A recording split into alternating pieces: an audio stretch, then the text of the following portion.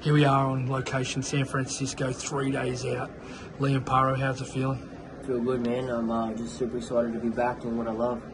14 months out of the game, that last fight, blasting Brock Jarvis 1 round. Talk about the last 14 months, the mental side of it, overcoming of the 2 injuries, and to be here right now. Look, it was a massive mental test, you know what I mean? It was huge. I went through hell and back, I'm not going to lie. But I'm here now, I'm healthy and ready to prove that I belong at the top and take off right where we left off. Talk about going back, because we'll talk about the main event in a second, but you were to face Regis Prograis back in June, July. Tell us how this fight come about with Montana Love. Look, the injuries obviously happened. I was meant to fight Regis, and I wish I did. Who knows, the future might hold another thing, but Eddie just offered us to fight. You know, we were back in the gym. We were training for a few weeks before we even mentioned or whispered about a fight date, making sure that the body's 100%, and they offered us this fight and we took it straight away, you know what I mean? We were willing to jump in with anyone at the time, just get back in there and, yeah, do what I love. Talk about coming back out here in October, you and your team, your small team, and then obviously your trainer come later. Talk about October, November, you know, in the grueling sessions in Vegas. How was that just to get back into that motion? I love it, you know, but Vegas is the fight capital of the world, and I've done the last 3 or 4 camps here, and you know, it shows in every fight, you know, keep building and leveling up. So it's good to be back. Just the whole, everything, man, the whole life of style of camp, everything, I missed it all. So it's just, the time off gave me that new fire in the belly, and it gave me the love for boxing again. Just looking at you today, not being biased, you probably look the best you've ever looked going into a fight.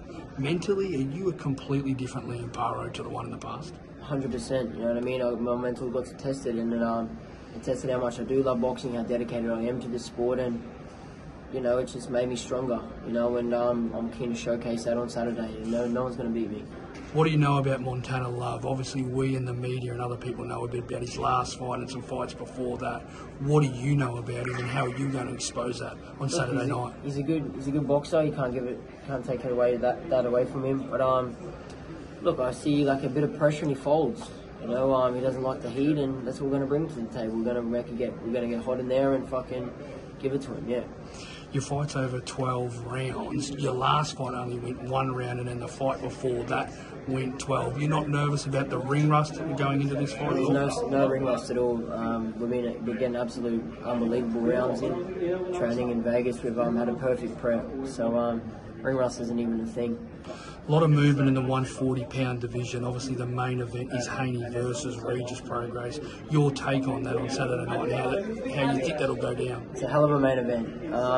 You know, I eventually want the winner of that fight.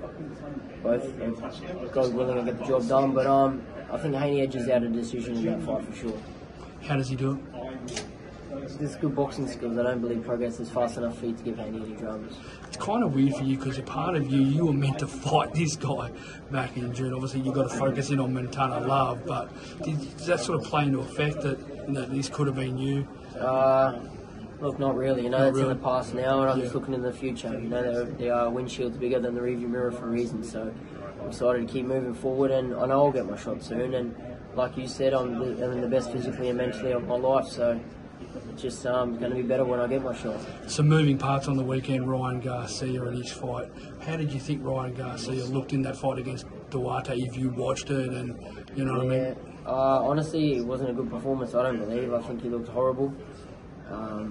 I think he'll believe it wasn't his best performance, but look, he got the job done, so you can't take a win away from someone. And now it's on to the next thing for him, so I'm sure he'll be in the gym working and getting better, but that's an eventual fight I want too. What did you think your potential fight with Ryan? I want everyone at 140 pounds.